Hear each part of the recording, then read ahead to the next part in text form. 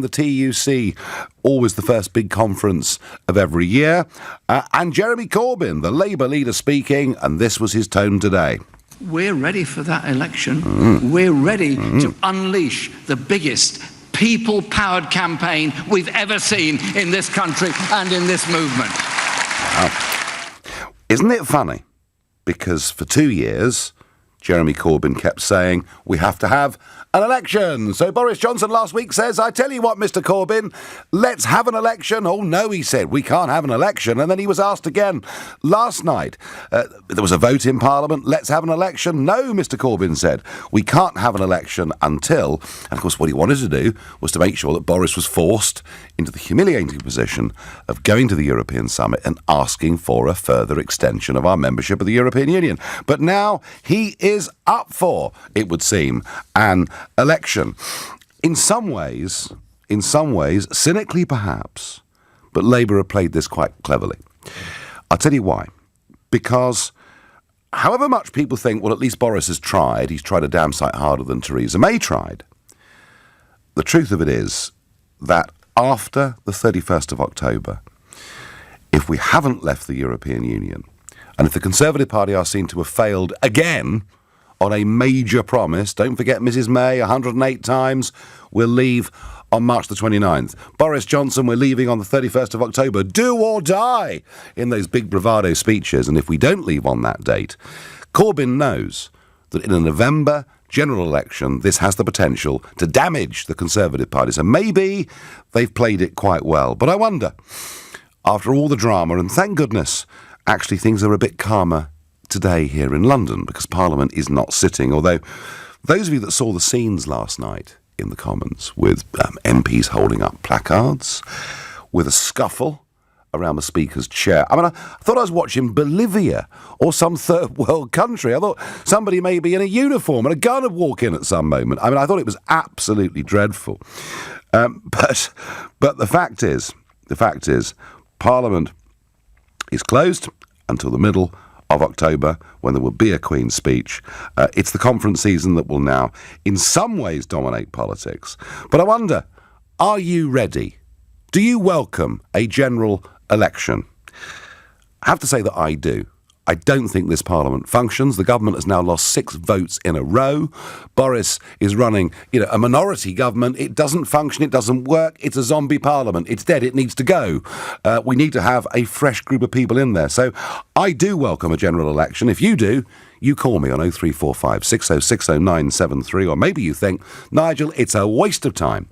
It'll finish up once again with a hung Parliament, a Remainer Parliament, and nothing being resolved. And if that's how you feel, well, please text to 84850. Or maybe you think, for all of Corbyn's talk about the biggest people-powered campaign seen in the history of the Labour Party and our movement, that it's all tosh, and that actually Boris is going to come out as the biggest party, and that Corbyn really, he may stand up there and sound very brave and very bold, but actually his personal support is so weak that Labour simply can't win. If that's how you feel, please tweet using the hashtag Farage and LBC, at LBC, and of course on YouTube, on Facebook, on Twitter. You can watch us, follow us, and comment there too. Do you welcome a general election? Now, I launched the Brexit Party 2 weeks ago, potential campaign with 540 of our PPCs with the slogan, "We are ready." It would appear that's now catching on. Everyone's ready. Jeremy Corbyn is ready. Liz in Cricklade, who's a regular caller. Liz, are you ready for an election? Hello, Nigel. Hello. Of course I'm ready. I'm ready to do battle. To do battle. Are you going to be part of Jeremy Corbyn's biggest people-powered campaign ever? No. I'm with the Liberal Democrats. And I'm completely behind the move to revoke Article 50. I'm sure. It's a really big, strong, bold message. There's no messing about. There's no fudge on this. Let's get this done. Let's revoke Article 50 and get our country back. Do you think we should just cancel elections in the future, Liz, and sort of just put a sort of soft dictator in charge? This is about energising democracy, Nigel. Is it? I mean, this is fantastic. In fact, Rees-Mogg originally said we should have a vote at the beginning and a vote at the end. And so clearly this is democracy moving. It's what we've seen in Parliament, fighting to make sure that the country makes the right decision for the country. And that would be to revoke Article 50. Well, because there isn't a Brexit deal that gets a majority. Well, we don't know that, do we? Until we have an election. Well, But when we have an election, we might get different people in Parliament. We might even get a Parliament that reflects the constituencies that the MPs come from. We might, and I think the Liberal Democrats are going to surge and do it. You know, I think that because Jeremy Corbyn is so unattractive, and because, well, I mean, some of my best friends who've been Conservative members for the whole of their adult life are joining the Liberal Democrats, and they're saying, that's it, I cannot vote for a charlatan who lies and is completely untrustworthy. So I really think, you know, the Lib Dem time has come, and I'm really excited because I'm the parliamentary candidate for the Cotswolds. So this is great. Right. Now, I'm not supposed to... And you're not the parliamentary candidate, Liz. You are the prospective parliamentary candidate. Otherwise, I'll be in big trouble. You'll be in big trouble. Sorry. I missed the word. And so we have to be slightly careful about that. Now, let me ask you a question that's really interesting. Yeah. Because what we saw, and this is important, what we saw in the Brecon and Radnor by-election was we saw Plaid and we saw the Greens stepping aside and uniting around a Liberal Democrat candidate, okay? Yeah. But is there any possibility that at a tactical level, the Liberal Democrats and the Labour Party can work together in this election? I can't see that because the Labour Party are still a Brexit party, and I think it's really hard for them to come out on the Remain ticket. Liz, if you listen to what Jeremy Corbyn said today, in that speech down in Brighton, it is that a Labour government would have a second referendum that would offer us the choice between Remain or what he called a credible form of leaving, which clearly will not be leaving with a clean break, clearly will be us stuck inside some sort of customs union, some sort of Mrs May's deal. So Labour now is a Remain party. I don't see that. I really don't. I think he's just trying to be all things to all men to maximise his vote share. But also, when you say being stuck in, if we're not stuck in the European Union, we are a member in there and we have power. We will be I haven't noticed it. We'll be stuck in WTO. Well, you should notice it. You're an MEP. I know. I've been there 20 years, and I've been looking for the day when we have some influence and some power. You should have gone to work a bit and more. I haven't seen. Oh, I've been there too much. I want to go. I've had enough. But hey, well, why did you stand again? Because if I hadn't, if I hadn't, people like you would have got elected, and we couldn't possibly have that in a Leave voting country. Listen, I love your energy and your enthusiasm. Thank you. Well, there we are. There's the Lib Dem view, and that is the Lib Dem view. The Liberal Democrats do not want a second referendum. The Liberal Democrats now simply want to revoke Article 50. That is going to be their pitch in this election. Labour will campaign on having a second referendum, and the Conservatives will campaign on delivering Brexit one day. Let's try Robert, a new caller from Luton. Robert, good evening to you. Good evening, Nigel. Thanks for having me. Not at all. So are you hungry for an election, Robert? No, I think it's just a general waste of time, to be fair, because all it seems to be doing since this Brexit started is just prompting people, if you don't like how it's going, get a petition, aim for a march, and try and get things changed. Mm-hmm. The idea of voting, and it always has been, is the majority get the percentage. Many years ago, if Labour got voted in, Labour got voted in. There was no people march. No, because we accepted in those days, Robert, we accepted democratic results with losers' consent, didn't we? Yeah, and now it's a case of, oh, I don't like it, I want to march, I want it changed. The majority voted. I voted Labour in the last general election. Yeah. I wouldn't start in a petition to try and get Labour into power because they lost. No, you just have to accept it. Robert, I get the point you're making, but I want to ask you this. Like you, I think our democracy is in a very parlous bad place. I think the behaviour of our parliamentarians last night was utterly appalling, but I want to mend it. Is it possible that a general election produces a whole load of new men and women in Parliament and things start to get a bit better and trust starts to be restored? I think to do that, you'd have to clean slate with every party. You'd have to have a completely new member in every right. party. So just drain the swamp completely and start again. Yeah.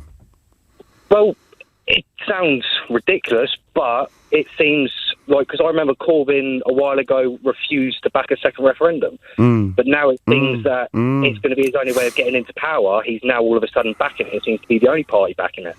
because it's his way of trying to get into power. This is why I think it's pointless having a general election, because once again, it's feeding the people what they want. I tell you what, Robert, there isn't much principle kicking around, is there? No. There really isn't. Robert, thank you. I get your point. I understand. Robert, really very depressed about our whole system. David is calling from Uxbridge, the Prime Minister's constituency. Good evening, David. Hi, Nigel. Hi there. Well, the point I'd like to make is I think this is a fairly smart move by Corbyn, because it reclaims the kind of the authentic insurgent ground, and that's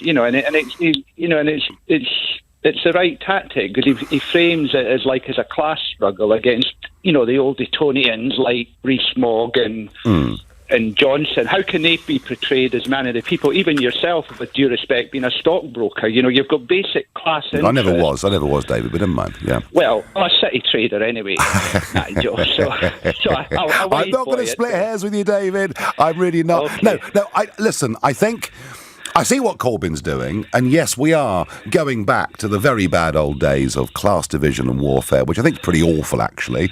But where he's been clever, David, Boris thought that Labour would go for the election. And I get a text here. It's hardly Boris's fault we didn't leave. I don't think he planned on Parliament blocking him. He didn't plan on Parliament blocking an election. And one of the reasons Labour did it, and it is damn clever, is they know a second dramatic failure by the Conservative Party, even if Boris is seen to have tried, damages their poll ratings from the 1st of November. Yeah, sure, but just to say, class struggle never went away. Austerity was class war waged on the poor and the working class. But I think what you're right is... What, deliberately?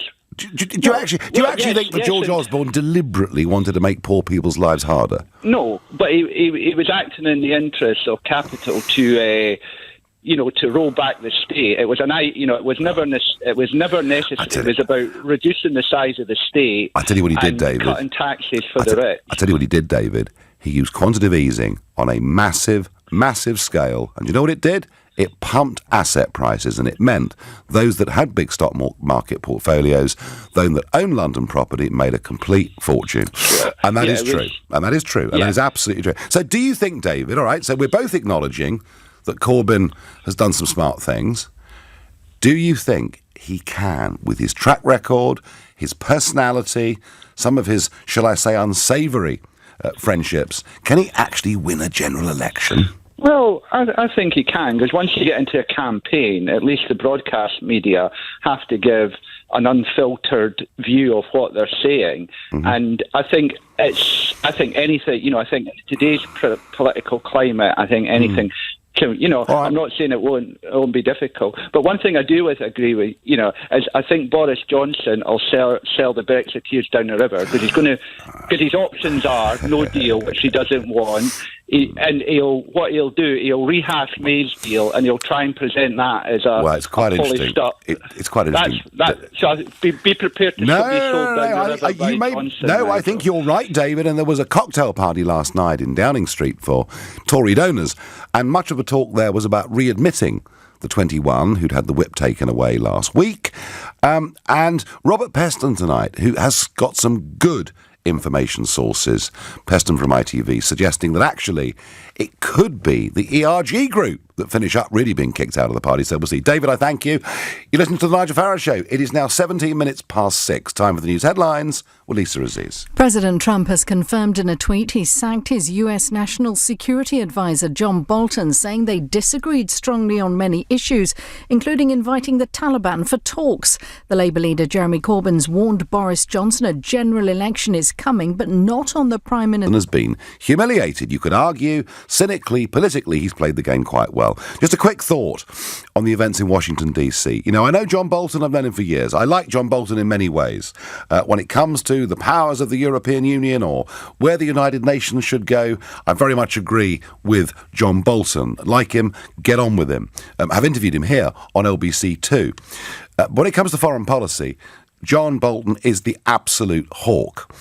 Now, that was always going to be an issue with President Trump, but I think what has happened over the course of the last few days is that Trump has just had enough of the Afghanistan campaign. It was even suggested that representatives from the Taliban would go to Camp David to talk about negotiating a longer-term peace. Now, those ideas didn't fly, but that is what Trump was trying to do, and I think that issue must have been the final straw between the two men. And it comes actually after quite a long period of relative stability in Washington, where we've not had the hiring and firings that we had in the first couple of years of Trump as president. Back to the general election. Do you welcome it? Will it solve anything? Alan from Devon says, it wouldn't surprise me if Corbyn wins a no-confidence vote. He'll say it's to prevent no deal, but it would be no surprise if he and the others revoked Article 50. Alan, the Liberal Democrats have gone for the revocation of Article 50, and that means, folks, cancelling the referendum result. I mean, it is absolutely shocking in democratic terms.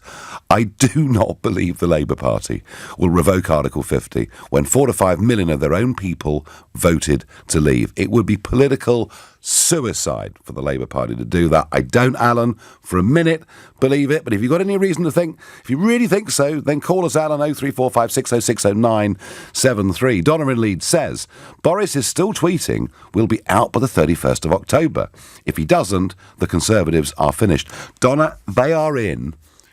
As I said earlier, even if people sympathise to a degree and think Boris did his best, but Parliament didn't support him, the truth will be seen that actually it's the Conservative Party that have stopped him from doing this, and I think they could pay a very, very heavy price. Nigel, if the new bill is in effect on the 19th of October and the EU conference is on the 17th, what stops Boris threatening to leave on the 18th, rendering the surrender bill obsolete and taking us out on no deal?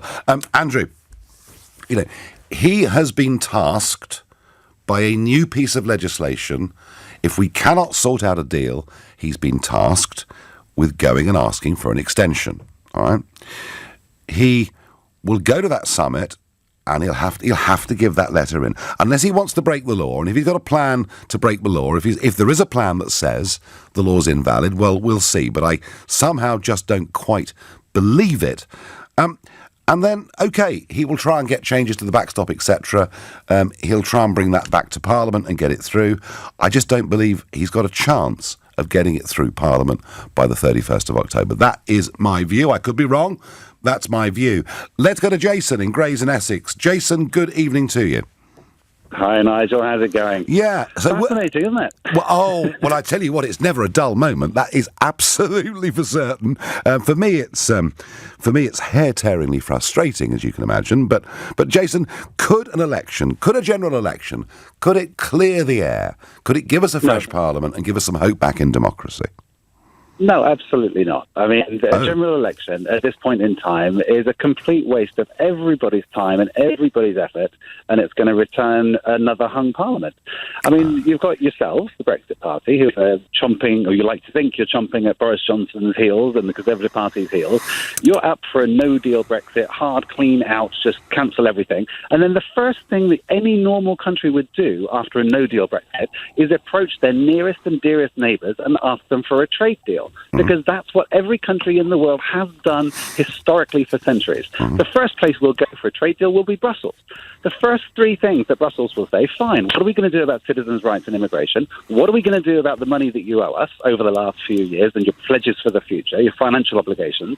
And what are you going to do about the border on the island of Ireland long term? The same three things that are in the deal that we need to discuss now. That's the first thing. Well, OK. Jason, we just carry on in WTO terms then, won't we?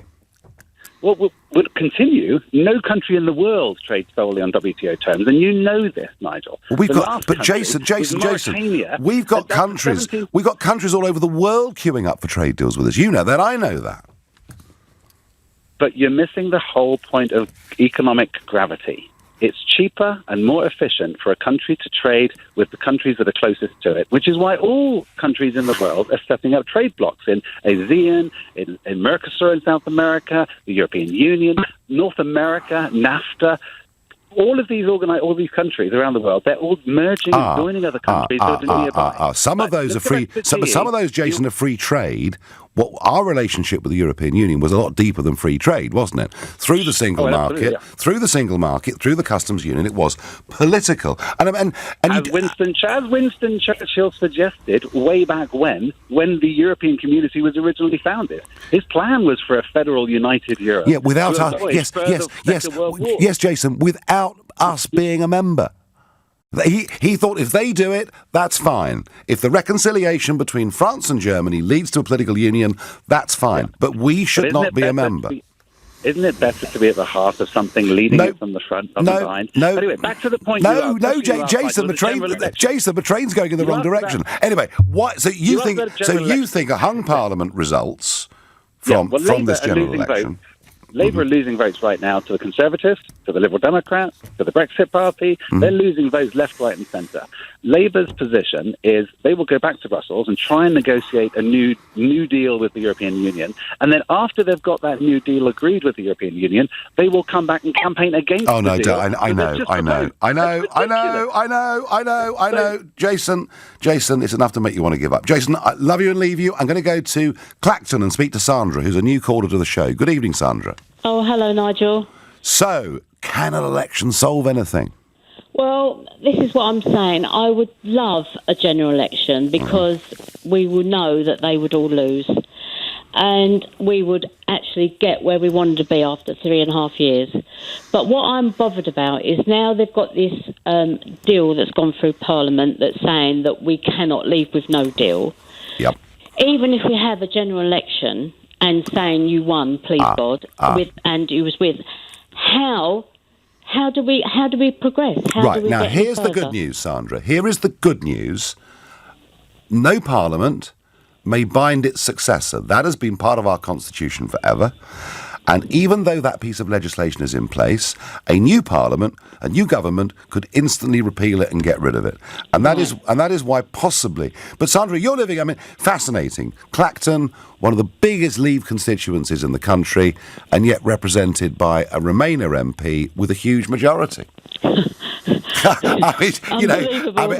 I was a Leaver living in Clacton, I would be deeply frustrated that the whole of politics in this country wasn't working, that the electoral system gave me no way of really expressing my voice. It's not going to be easy for people like you, is it?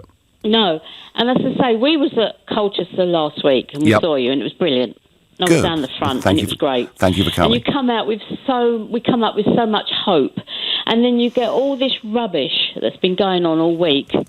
And it's so contrived. Well, in the end, Sandra, we're going to get there. We're seeing the last gasps of Parliament behaving the way it is. Big changes coming. I got to go. It's now 6:30. Time for the news with Lisa Aziz. Boris Johnson's reacted to the heavy criticism he's faced from opposition parties about suspending Parliament, insisting he's not being anti-democratic. Visiting a school in London, he's also called MPs' rejection of his motion for a general election next month. Actually, it's really rather like sort of the days of Henry VIII and patronage. And Theresa May, she didn't disappoint. Have a go at this. Ollie Robbins, the guy that negotiated the withdrawal agreement, that failed 3 times to get through the House of Commons, that led ultimately to the rise of a new political party, the resignation of a Prime Minister. He gets a knighthood. I forgot to say, he also goes off to work for Goldman Sachs. that's a win double, isn't it? Unbelievable. And if that wasn't enough, the Director of Communications, Robbie Gibb. Well, I knew Robbie when he worked at the BBC. Perfectly nice chap. But he was Director of Communications for a Prime Minister that was a complete and total catastrophe. But that's okay. Have a knighthood, because that's how it works. Or when Ashley Fox, MEP for the South West of England, leader of the Conservative delegation in the European Parliament. They came 5th in the election. They got 9% of the vote. The worst Conservative result in a national election for 200 years. They're reduced to 4 MEPs, but that's okay. Have a knighthood. And then, I nearly forgot, the former leader of the Greens. She goes to the House of Lords. The ambassador, Darroch, the ambassador in Washington, the one that was so useless Trump would never take a meeting with him, and all that got leaked. He goes to the House of Lords. Oh, and Nick Timothy and Fiona Hill, who masterminded the 2017 general election campaign when Theresa May went from a 23-point advantage to not getting any majority at all, and both losing their jobs, both get CBEs. The whole thing is a farce. And it's sad. It's sad because these honours, whether it's OBEs or MBEs or NIDAs or whatever it is, these honours are designed in a country to recognise those who've done great things.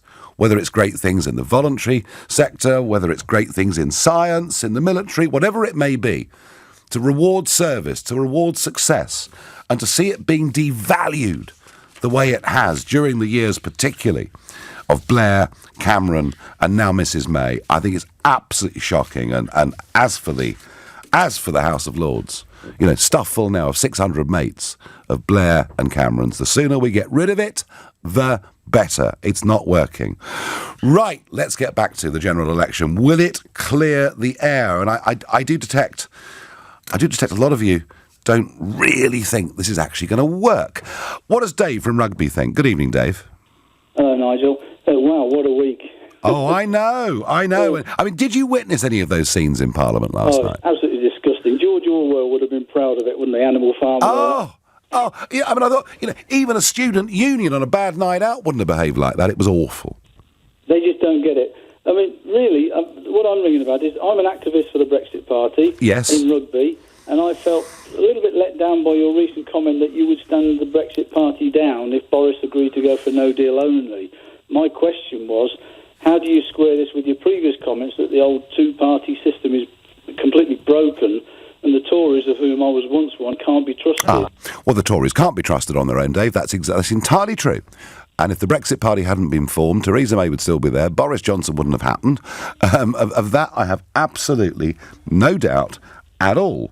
But, Dave, if the 21 who were kicked out stay out, and if Johnson was brave enough, had the courage to go down the clean break Brexit route, and wanted to have a non-aggression pact with the Brexit Party, effectively, Dave, what you would then be doing is realigning British politics, and that actually would be quite an exciting thing to be part of, wouldn't it? Oh, yeah. So that's what I'm saying. I'm saying that to solve the Brexit thing, we need a realignment of politics. We need to get the Leave forces united, but it has to be united around the right policy. And Dave, I want to tell you this.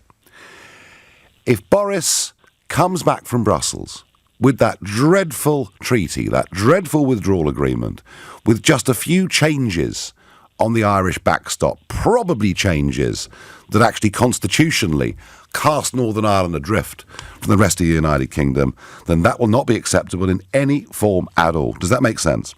Absolutely, I agree with that. But obviously we've still got to look about what happens after Brexit as well. Dave, we've got to get through Brexit. Dave, and we've got to leave. Dave, of properly. course, there are many. We still need to change politics once we've done that. Of course, there's massive. I'm worried that I'm going to be stuck with. I mean, Rugby voted 57 to 43 to leave, but I'm going to be stuck with a Remainer MP, Mark Pawsey, who, part of a dynasty like his father Jim, just takes the voters for granted. Well, one of the things, Dave, that may need to change is the electoral system itself. Dave, thank you for your call. I hope that explains my position. Nigel, let's hang it up. We gave it our best shot. This is preventing the normal running of the country. Remainers are never going to let us leave and will win a general election, says Steve from Greenford. Steve, there is absolutely no way the Remainers win the election if the Leave side has unity. And, you know, Professor John Curtis, who I think we all respect as being the great independent psephologist in this country, when I talked about the offer that I made, said that I had showed impeccable logic. And that if that was done, Boris would win at least a majority of 40. So I wouldn't give up just yet, Steve, although I do sometimes think that the way much of the establishment is behaving wants you to give up. Neil is a new caller from Ilford. Good evening, Neil. Hi, Brentwood, actually, Nigel. Brentwood. All right, fine. I apologise. Good evening, no problem. I apologise. Neil, new caller from Brentford. What do you think, Neil? How are we going to solve all this? Come on. Right, well, OK, in terms of an election, I'm not convinced we're going to even have one in November. Corbyn may come out with that. I don't think the Parliamentary Labour Party are anywhere near as convinced as he would like to sound that they will win an election, even if they succeed in humiliating Boris and trying to expose him as a liar. I mean, the country can see what's gone on here. Whatever you think of Boris, Parliament has stopped us leaving on the 31st. Oh, yeah. Everybody is going to know that. Now, what I think is, why would those Remain Parliament, which it is, why would they risk a general election which would possibly cause them to relinquish power? They can kick this down the road until 2022. So I've had an idea. It may be crass. I thought bounce this off of you. It occurred to me today. Okay. What if Boris, on the 31st of October, announces in Parliament that a letter has been dispatched to Brussels that will be delivered that very day, and we will be telling the EU that as from the 1st of November, not one single penny will be paid by the UK Exchequer into the European Union. Not one penny. Now, that would cause a chaotic reaction. I'm sure you know better than I do we'd be threatened with immediate trade sanctions, no exports, no imports. That would cause chaos throughout Europe. I'm thinking that would surely cause the EU to turn around to the Remainers in Parliament and say, you've got to get this sorted. You're going to have to go for an election. Well, if Boris did that, we'd be in breach of our treaties. Well, of course you would. So what? Gloves are off. Yeah, going to say, a very, very dirty game. What are they going to do? Kick us out? What are they going to do? I was going to say they can't go to war with us. They've got no army yet. But yeah. But seriously thinking, what could be the repercussions of that, Nigel? It would concentrate minds, wouldn't it? Well, yes, they would try and punish us in whatever way they could, and probably through trade, or they might try and close the border and try and bring the government down. I don't know, Neil. Neil, all I think is this. I think you're wrong when you say we won't get an election, and I'll tell you why I think it. Well, I hope so. I think that given the mess that we're in, that if Corbyn, having stood up at the TUC and said he's ready, if Corbyn's Labour then were to try and stop a general election from happening, they would start to lose very significant support in the country. So I actually think pressure is going to force a general election, and Corbyn will think that his best shot at winning will be immediately after we've extended. So, Neil, I think it is going to happen. I thank you for your thoughts. Thank you for your call. You're listening to Nigel Farage here on LBC at 6:45, and time for the news headlines with Lisa Aziz. Well, John Bolton, the National Security Advisor, has gone. President Trump tweeted this out earlier today, and just a few minutes ago, Secretary of State Mike Pompeo was in the White House doing a press conference. Let's listen to him. So last night, the president asked for Ambassador Bolton's resignation. As I understand it, it was received this morning. Secretary Pompeo, was it because of the disagreement? Go ahead. Yes, ma'am, in the back. Go ahead, Terry. Was it because of this disagreement? I'll leave to the president to talk about the reasons he made the decision. But I would say this: the president's entitled to the staff that he wants at any moment. This is a staff person who works directly for the president of the United States, and he should have people that he trusts and values and whose efforts and judgments benefit him in delivering American foreign policy. It's what, as cabinet member, Secretary Mnuchin and I try and do each and every day. And when the president makes a decision like this, he's well within his rights to do so. Secretary Pompeo, can you describe your working relationship with John Bolton as it was today? Sure. And also, Sure. does his departure make it easier for you to do your job and for the administration to accomplish the president's foreign policy agenda? Look, I don't talk about the inner workings of how this all goes. We all give our candid opinions. There were many times Ambassador Bolton and I disagree. That's to be sure. But that's true for lots of people with whom I interact. My mission set is always to make sure, as I run the Department of State, is to deliver America's diplomacy and to work with the team, whether it's a Treasury or the president's staff, to make sure we get good outcomes. I know everyone's talked about this for an awfully long time. There were definitely places that Ambassador Bolton and I had different views about how we should proceed. Okay, so a lot of different views there. Mike Pompeo not saying too much. We will, of course, at some point hear from President Trump on this. Later on in that press conference, Pompeo did allude to the fact that President Trump could, at some point, meet the president of Iran, saying nothing was off the table. And I tell you what, that, I think, would have sent John Bolton potty. So maybe it wasn't Afghanistan, maybe it was that. We'll find out in good time. Kirk is calling from Zurich in Switzerland. Kirk, are you a British voter? Hello, Nigel. I am indeed. I've been living here for a few years, but I still vote in the UK. I'm abroad. Okay, and how does it look when you're from Zurich? How does Westminster look to you this week? Well, to be honest, sometimes it's nice being out of the hustle and bustle of UK politics, but it's interesting watching it from afar, I have to say. But in some ways, I do miss it. It's nice to also be in the thick of it and actually, be able to go down to the pub and have a pint with, with like-minded individuals. Here, I find Switzerland that they have a very good system, but they're very, I suppose, to some degree, detached from foreign politics in a way. Yeah, it's a very, very different system. And, of course, the rights of referendum in Switzerland, which are pretty much normally, not always, but normally are properly implemented. Kirk, could, as a medium-distance observer of all of this, could a general election solve some of our problems? In the interim, I don't know if it would. I believe it would result in hung parliament. Do you? Whatever the outcome, I don't think there will be a majority. The only clear sort of way, or should we say productive way forward, would be a hung parliament resulting in a coalition between the Tories and the Brexit party. That would be the only way of sort of getting things through Parliament and having clear, like-minded views between the parties. Any other sort of coalition would just result in more of the same, I believe. It's a very sad state of affairs. It's hypocritical to say to put it in the best terms, when you see, the Lib Dems coming out with wanting to revoke it. I mean, unbelievable, isn't it? Let's look at the facts. 498 MPs voted to trigger Article 50. So to come out with that, it's ludicrous, absolute ludicrous. I know. But Kirk, that's how I feel. But we get callers on. We had Liz on earlier, who's a PPC for the Lib Dems, and they really believe that just revocation is totally acceptable. I don't. Kirk, I thank you for your thoughts and your call. I am going to go to Sandra, who's a new caller from Bath. Good evening, Sandra. Hello. I think we're in the sort of state that we've got to have an election. It seems like that.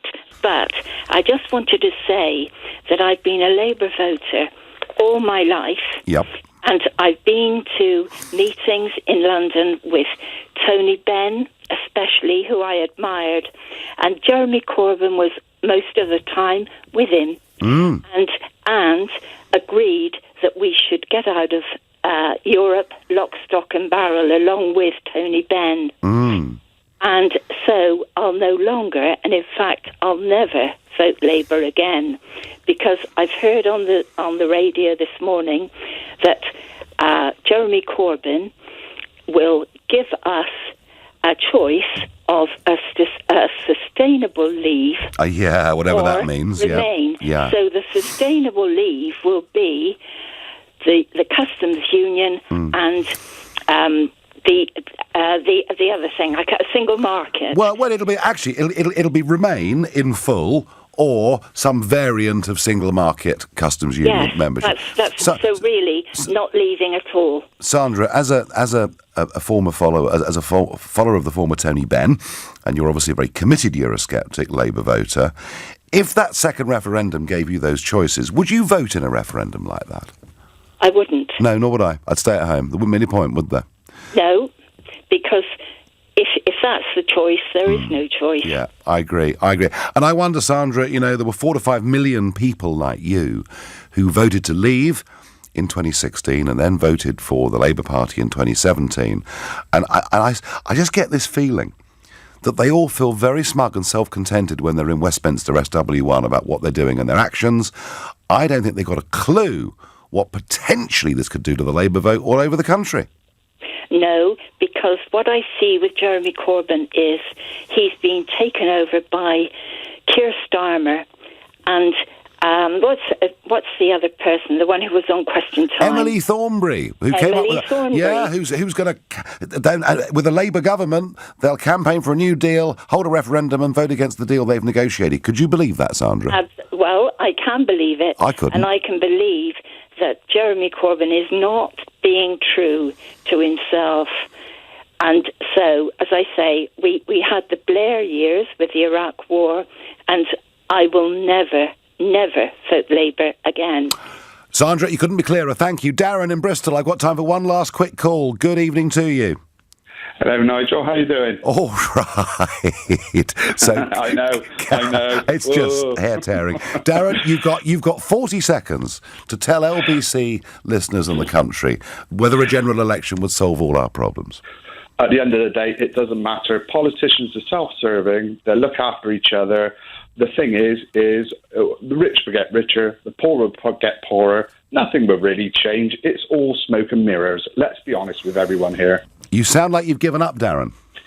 What's the point? I mean, we had a vote. Well, that sums it up. Let's push the vote through. That's what votes are all for. And then you get the Ramoners saying, oh, it was only an advisory vote. Well, if it's an advisory vote, please let us know beforehand, then I wouldn't have bothered voting. Well, they told us, the government, in that information leaflet that came through our doors, that whatever we decided would be implemented. And not only has it not been implemented, they're all fighting against it. Darren, keep the faith, all I can say. Thank you very much. And Darren's not alone. There are a lot of you really sick to the back teeth of the way our politicians are behaving.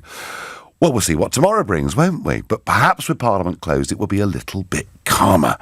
You've been listening to the Nigel Farage Show here on LBC. I will be back here at 6 tomorrow. At 10 tonight, it's Ian Payne. But up next, it's Ian Dale.